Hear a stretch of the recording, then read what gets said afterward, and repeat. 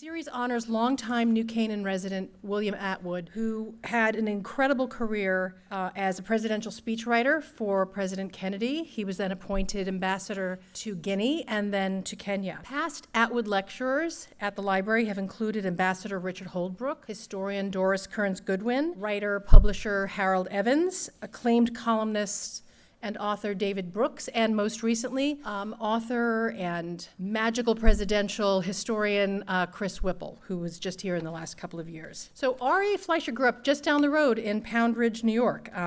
Just told me he just sold his home and will be leaving us. I'm sorry to hear that.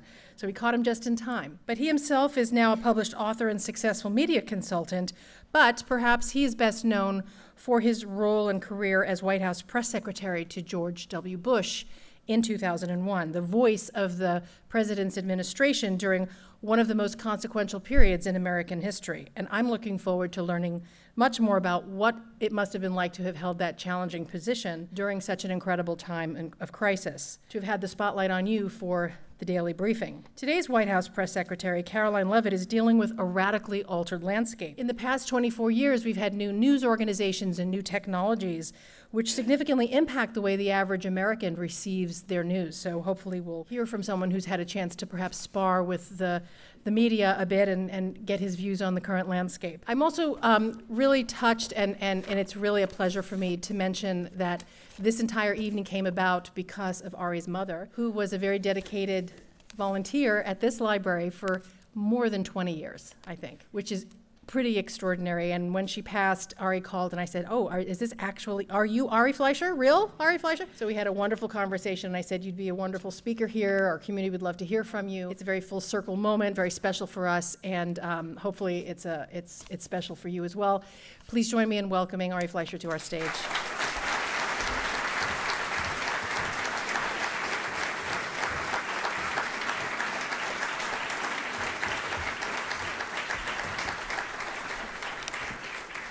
Well, good evening. I'm here to talk to you about baseball. 4 baseball fans are standing on top of a mountain, arguing with each other about who loves their team the most. One is a New York Mets fan. The other, a Los Angeles Dodgers fan. Third is a Boston Red Sox fan, and the fourth, a New York Yankees fan. The Met fan turns to his 3 friends on top of the mountain and says, none of you love your team as much as I love the Mets. To prove it, I'm going to jump off this mountain. He walks up to the edge of the mountain, looks down, leaps off, and all you can hear is, this is for the Mets. Well, the Dodger fan, he won't be outdone. He turns to the Yankee fan and the Red Sox fan. He says, neither one of you love your team as much as I love the Dodgers.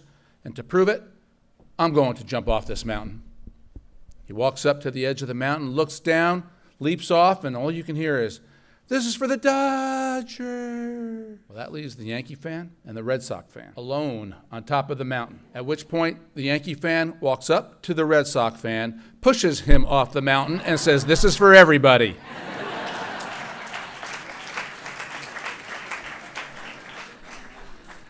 Well, Ellen and everybody who is part of the New Canaan Library, thank you as the grateful son of a mom who did spend more than 20 wonderful years, fulfilling years, being a volunteer at this very library. It was in the old building, of course, but she would regularly bring my children to this library. My son Asa is here today. He and his sister Liz are graduates of St. Luke's. So I grew up in Pound Ridge. My parents moved there from the city in 1966. I went off to college at Middlebury. I see we have a very well-dressed young man here in the third row with a Middlebury sweatshirt. And then I moved back to Pound Ridge after 21 years in Washington. So this is home, and it's so fulfilling for me to be able to come here to the place that my mother dedicated so much of her time to. And I'm grateful to every one of you because you make this library what it is. It's such an intellectual community. It's such a caring community and a driven community. So thank you for driving here. I hope you found a parking spot. Now, I recognize tonight is not a religious event, but I came here to confess. You see, before I moved to Washington, D.C., before I began my career as a press secretary for 3 congressmen, 1 senator, and the President of the United States, Republicans all, I was raised by 2 liberal Democratic parents as a liberal Democrat. In fact, when I left the White House, my mother did an interview with a New Canaan advertiser, and they asked her what she thought about my becoming a Republican, working for George Bush, leaving the White House. And she was horrified. She said she hoped that this was a phase I was going through, and that I would grow out of it. My father, not to be outdone, my father said to the same little local paper right here, he said, if my son is going to rebel, it's better he became a Republican than a drug dealer, but not by much. These are the values with which I was raised. I arrived at Middlebury in 1978 as a proud liberal Democrat. Thanks to Jimmy Carter, I graduated 4 years later as a proud conservative Democrat. And then as a result of Ronald Reagan and his patriotism, his optimism, I changed parties after I graduated from Middlebury to become a Republican, which makes me the only person in the history of the state of Vermont to enter it a liberal and leave it a conservative.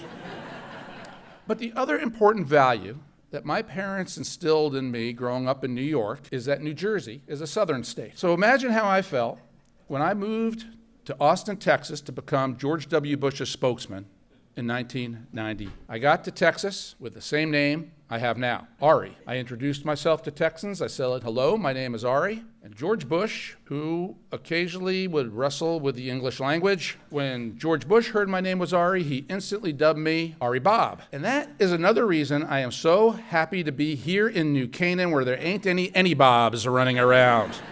But I remember sitting at my desk on Election Day in the year 2000. I received a phone call from Governor Bush telling me that he anticipated a big win that night, and he offered me the job as White House press secretary. I instantly, of course, accepted the job. I told him how honored I'd be to hold that position. He said, I'll see you at the victory party, and he hung up the phone. Well, little did any of us realize that Election Day would turn into Election 6-week day, but it did. As the recount wore on and on and on, we lost so much valuable time we needed to make policy decisions, personnel decisions, to get ready to go to the White House. So President Bush, or then Governor Bush, the person I thought was President-elect Bush, designated me as press secretary to leave Texas early, move back to Washington, D.C., a city I had lived in for some 18 years at that point, and set up the operation, the transition operation, under the assumption that we were going to win. Packed my bags, I left Texas. Ladies and gentlemen, when I got back to that very familiar city of Washington, D.C., and I drove past the White House, I literally averted my gaze. I could not bring myself to look at that building. That wonderful piece of America where so many decisions have been made to keep our nation free, to keep our nation safe. I could not bring myself to look at the White House until 2 weeks later when the Supreme Court ruled that George W. Bush won the election. And only then did I allow myself to look at the White House and say,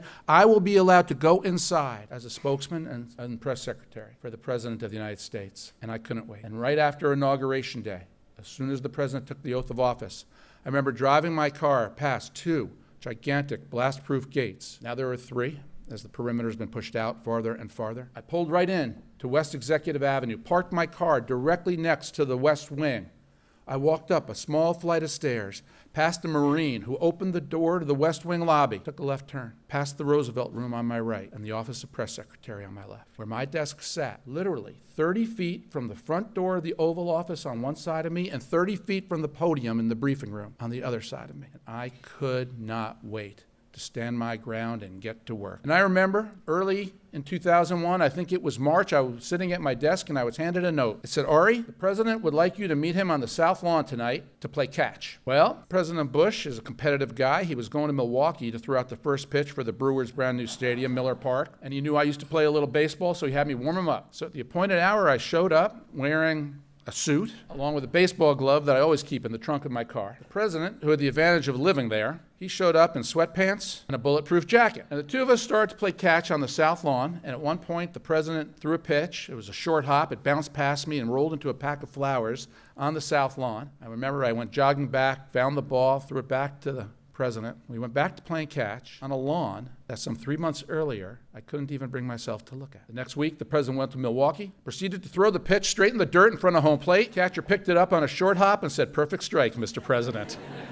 Well, I cannot tell you how much I loved that job, standing at that podium. It was an honor, and it was something, no matter what I do in life professionally, nothing will ever be as rewarding or valuable to me as holding that job. I found it to be the most exciting, stimulating, wonderful, best, most difficult, grinding, burnout job anybody could ever have. And I loved every single second of it. I loved right around lunchtime, as you all would gather for lunch, I would take my position at that podium and assumed the position of a human piñata. The White House press corps, some of the smartest, sharpest, wisest, toughest, most negative, cynical minds you'll ever meet. That was my job, to every day mix it up with them, to take their questions, because our First Amendment gives them their absolute authority, right to ask whatever it is they want. And it was my responsibility on behalf of the president to answer it and give an answer to the American people about what the government was doing. Now, much has changed since I was the press secretary, which brings me to the point of my remarks to you tonight. Brings me Donald Trump. I'm here to explain Donald Trump to you, which means I'm also here to explain America and how America and the American people are constantly on the move, are constantly changing. This is the story of our country. Our citizenry has always been a changing citizenry. Peoples and regions' point of view change. New Canaan has been represented by a Democratic congressman for the last 17 years. I don't think we're ever going to see another Republican take Connecticut 4. But prior to those 17 years, this very congressional district was represented by 3 different Republican congressmen for a period of almost 40 consecutive years. This area has changed. As recently as 2017, 4 of the 6 governors in New England were Republican. Now there's only 2. California today, solid Democratic state. It's had a Democratic governor since 2011. But from 1887 until 2011, period of 124 years, California had a Republican governor for 104 of those 124 years. Alabama, Mississippi, used to vote straight Democrat. My point is, times change. People we elect change because we, the American people, change. The things we expect, the things we want from our government change. So how did it get to be this way?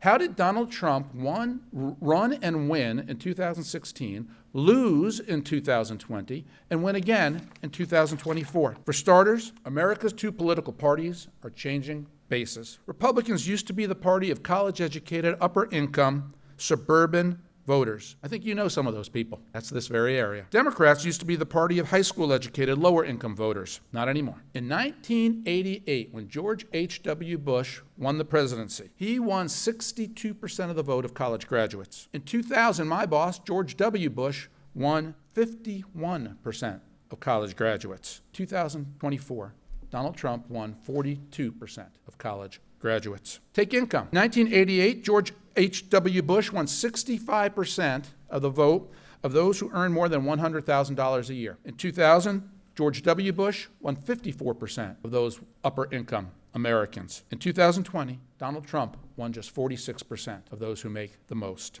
There's a flip side to this. Mitt Romney lost voters who made less than $30,000 a year by a massive 28 points to Barack Obama. Donald Trump lost those very same voters making less than $25,000 a year by only 2 percentage points to Kamala Harris. The rich are getting more Democrat, and the poor are getting more Republican. The suburbs. Ronald Reagan won the suburbs by 20 points in 1980. George W. Bush won the suburbs by only 5 points in 2000, and Donald Trump lost the suburbs in 2024 by 5 points. That's the story, by the way, of Connecticut 4, the district where New Canaan is, and dozens like it in Philadelphia, Los Angeles, outside Houston, and other places throughout the country. Now note, these changes have been underway for decades. Donald Trump accelerated the pre-existing trends that had already been launched. But not only has voter behavior changed, the people who make up America have changed. In 1980, when Reagan was elected, 88% of all voters were white. In 2000, 77% of voters were white. And in the 2024 election, 75% of voters were white. In an increasingly diverse America, Republicans must win a greater percentage of the minority vote or they cannot win nationally. In 2008, John McCain, who lost, got only 4% of the black vote. 4 years later, Mitt Romney got 6% of the black vote. Donald Trump in 2024, a man that his critics call a racist, got 16% of the black vote. He got 25% of the black male vote. He got 4 times as much of what John McCain got. He got, when I do my math in my head, almost 3 times as much of what Mitt Romney got. It has the modern-day Republican record for minority support. Yet most of his critics, and certainly most of the media, would never give him credit for that. Those were parts of the numbers that made him the winner in 2024. One other factor I want you to note. Democrats are becoming more liberal and Republicans are becoming more outsider. In 1994, only 25% of Democrats, when Bill Clinton was president, self-identified as liberals. only 25%. Today, according to Gallup, 54% of Democrats, self-identified Democrats, consider themselves as liberal. There is an ideological fight underway in the Democratic Party between the few moderates who remain in the Democratic Party and then the rest, the liberals and the progressives. It's about how woke you can get. It's about identity politics and who believes in it and will fight for it the hardest.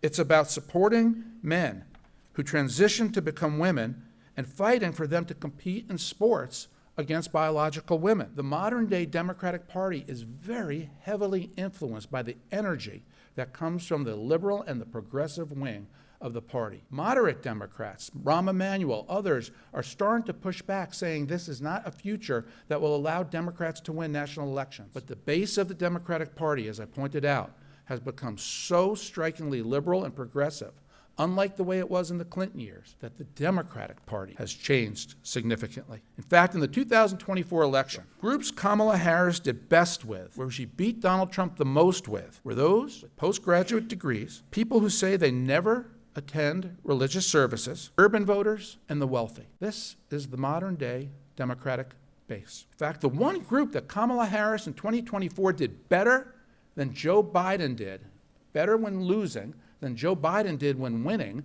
in 2020, were those who make more than $100,000 a year. Donald Trump gained with Hispanics. Donald Trump gained with black Americans. Donald Trump gained with Americans who make the least amount of money. Kamala Harris gained with people who made more than $100,000 a year. The Democrats are no longer, and I say this at their peril, they are no longer seen as economically in touch, pro-working, party of the pro-working people. They're college-educated, wealthy voters for whom social issues matter the most, no longer economic issues. The fight in the Republican Party is different. Republicans, too, have their splits. The fight in the Republican Party is not ideological the way it is in the Democratic Party. The fight in the Republican Party is an insider-outsider fight. It's about the establishment versus populists. My old boss, George W. Bush, could not win a primary in the state of Texas today. That's how marginalized the older establishment wing of the Republican Party has become. These are the very suburban voters, particularly college-educated women who live in this area, who used to vote Republican, who now regularly vote Democrat. Republicans have lost significant ground among these groups of people. Inside the Republican Party today, it's about how Trumpy can you get. Who is the most MAGA? Conservatives won the ideological battle inside the Republican Party decades ago. There is no longer a Rockefeller wing, a liberal wing, a Lindsay wing of the Republican Party. It is, since Ronald Reagan, a conservative ideological wing. But now, the new fight is populism versus the establishment. Populist wing inside the Republican Party is winning hands down for whatever those implications may be, which is why Donald Trump was able to defeat Nikki Haley, Ron DeSantis, other Republicans in a Republican primary. By the way, if you really want to know how to tell Democrats from Republicans these days, focus on two of the most important decisions people make in their lives. And by that, I mean decisions that people make about religion and marriage. And I guess there's one other factor, and I'll talk about it in a second, and that's guns. You might call these cultural concerns. Donald Trump beat Kamala Harris by 12 points among men, an 18-point gap in behavior between men and women. But how often do you hear about the religion gap? The press doesn't talk about it, but it's much larger than the gender gap. People who attend religious services weekly or more voted for Donald Trump by 11 percentage points. I'm sorry, they voted for Donald Trump over Kamala Harris by 31 percentage points. People who say they never attend services voted for Harris over Trump by 24 points. A massive gap of 55 points. And there are many regions in much of America where people do attend religious services weekly or more. Same thing with marriage. Single people voted for Kamala Harris by 10 points over Donald Trump. Married people voted for Donald Trump over Kamala Harris by 11 points, a 21-point marriage gap, 3 points bigger than the gender gap. In 2012, when Romney ran against Obama, the marriage gap was even wider, 41 points. People who marry, people who are religious, overwhelmingly vote Republican. Now here's an issue that probably is not that much on the minds of people here, but it certainly is in much of America, and that's gun ownership. People who own guns voted for Donald Trump over Kamala Harris by 34 points. People who don't own guns voted for Kamala Harris over Donald Trump by 19 points. A huge 53-point gap. Again, far larger than the gender gap that the press loves to talk about. When I say America is changing, the press is changing too. When I was press secretary, they were liberal. But they said that their job was to be neutral, to tell the story to the American people, the facts about what happened. Those days are over. Press no longer tries to stay down the middle. They no longer try to tell it straight. And by that, I mean all ABC, NBC, CBS, the Associated Press, Reuters, the New York Times, perhaps the New Canaan Advertiser, I'm not sure. I wrote a book about this, and I realized that the press are activists for a cause, whether they're on the left or on the right. They are now participants in partisan politics. With the exception of Fox News and conservative radio and podcasts, which tilt to the right.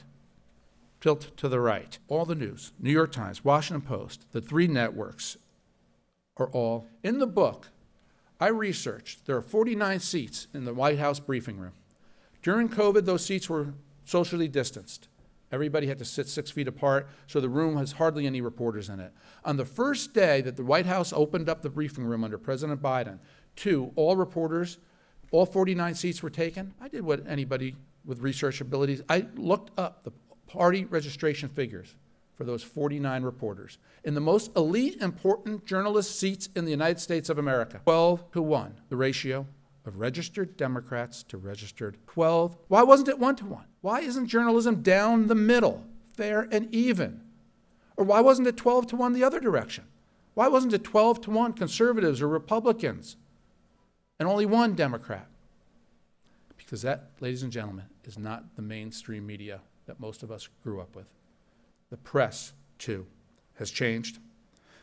According to a Gallup poll from last October, Americans continue to register record low trust in mass media, with 31% expressing a great deal or fair amount of confidence in the media to report the news fully, fairly, and accurately. And that's down from 72% after Watergate and after Vietnam. The press had us. The press had our trust. The press lost our trust through their own reporting. Gallup added that the news media, quote, is the least trusted group among 10 U.S. civic and political institutions involved in the democratic process. They're lower than Congress. Do you know how much work that takes? To this day, the press remains largely in denial about the fact that most often the country doesn't trust them. I'm asked all the time, where should I go to get the news? What's the best place, Fox News, to watch to gather the news? And I don't think it's my place, Fox News, to answer that question for people. But it tells me something, that is the question that is so much on the minds of people, because we have a yearning.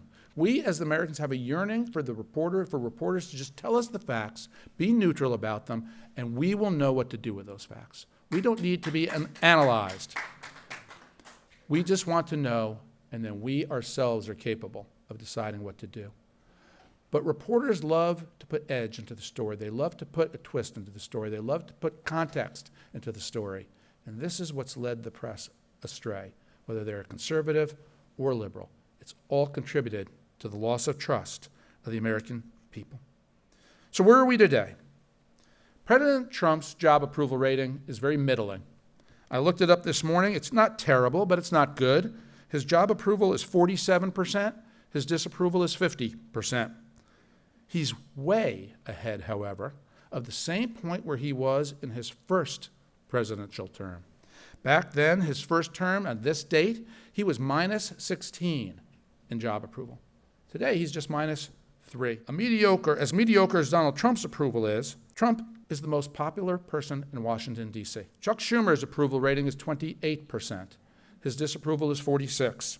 Hakeem Jeffries' approval rating is 29%. Speaker of the House Mike Johnson's job approval rating is 30%. Senate Majority Leader John Thune's approval rating is only 18%. Now, to put that in some context, no one has ever heard of John Thune, so he doesn't exactly have a lot of people his biggest group is in don't know, never heard of. He's got some room to grow. The Democratic Party, on the other hand, is in the wilderness. A March NBC poll showed the popularity of the Democratic Party is at a record low. Only 27% view the Democrats as positive, while just 7% say they have a very positive image of the Democratic Party today. Today, we're arguing over tariffs, we're arguing over immigration, we're arguing over taxes. These are the things we should be arguing over in a democracy. We are no longer fighting, as we were 8 years ago, over the very legitimacy of a president. We're no longer arguing about whether Russia did or did not collude in the election, whether the Steele dossier was accurate or inaccurate. We now know that those all were myths, but that was the subject 8 years ago. Today, we're back to the basic elements of policy that we always should be debating. I predict to you that over the next few months, Donald Trump is going to declare one tariff victory after another. There will not be a tariff war that he does not say he won, no matter what the outcome of the war will be. He'll enter into framework agreements that get most, if not all, of our trading partners to actually lower some of their barriers to the entry of United States products, even though tariffs will likely remain higher than they were on Inauguration Day. But the great tariff war of the spring of 2025 will be in our rearview mirror by the late summer, fall of 2025. The tax bill that the House has passed, that the Senate is yet to pass, is too big to fail, even if Elon Musk says it should fail. The Senate will likely reduce the size of the tax cuts and reduce government spending more than the House. If the House and the Senate can then compromise and send a united bill to the President, the GOP base will become energized, which is absolutely essential to what will happen in the midterm 2026 election. If they are unable to unify and pass a bill and send it to President Trump for his signature, it will disincentivize the Republican base and lead to an overwhelming Democratic victory in the House of Representatives in the 2026 midterms. But even if it is passed, control of Congress in 2026 is going to be determined by the state of the economy. Republicans will point to the tax bill and claim it's what boosted the economy and created growth. It won't be a golden era, but it may take the silver or the bronze, which could be good enough for the Republicans with a current 5-vote margin in the House to keep the House. Republicans, though, need a roaring economy to defy history and win a midterm election in which many Trump voters now stay at home.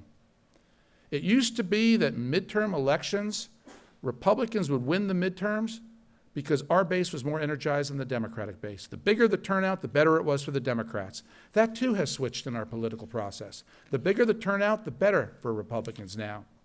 In the 2022 midterm elections, in which we all expected a red wave, and the red wave never developed. Democrats did far better than anybody thought in the 2022 midterms.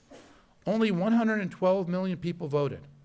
In the 2024 presidential election, 155 million people voted. Republicans, the modern Republican Party, needs massive turnout. And without Donald Trump on the ticket, it's much harder for Republicans to win. Odds are the Democrats will take the House in 2026. Keep your eye on the economy. That will be the biggest factor. Now let me close on an unbiased, totally neutral note. I mentioned earlier that single people and younger people are the big base of the Democrat Party that voted for both Hillary Clinton over Donald Trump and Kamala Harris over Donald Trump. Older people voted for Trump over Kamala Harris and Hillary Clinton. So, from my absolute, unbiased, non-ideological point of view, I hope that everybody in this room who is young, may you get older, and anybody in this room who is single, I hope you meet somebody here tonight. Ladies and gentlemen, thank you so much. Thank you for having me.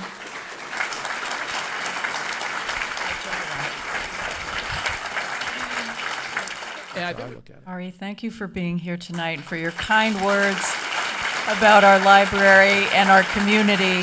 Thank you all for coming tonight.